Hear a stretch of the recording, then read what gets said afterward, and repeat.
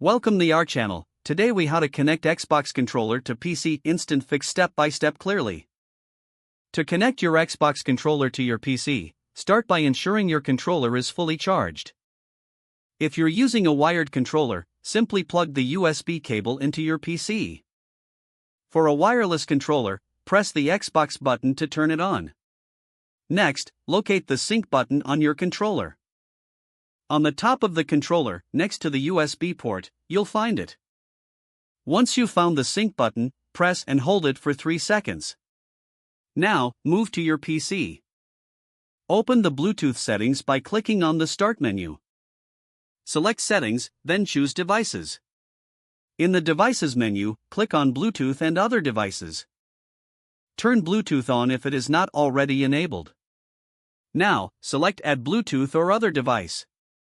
Choose Bluetooth from the list. Your PC will start searching for devices. When you see your Xbox controller appear on the list, click on it.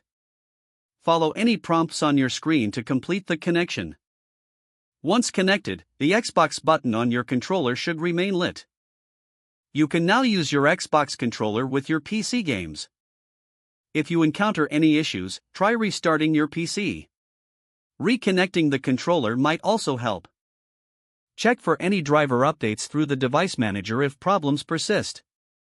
Enjoy your gaming experience with your connected Xbox controller. If the page does not load, refresh the browser or try again in a private or incognito window. Make sure you are using the correct email address, then retype it carefully to avoid small typos. If your password is not accepted, use the reset option and create a new strong password you can remember.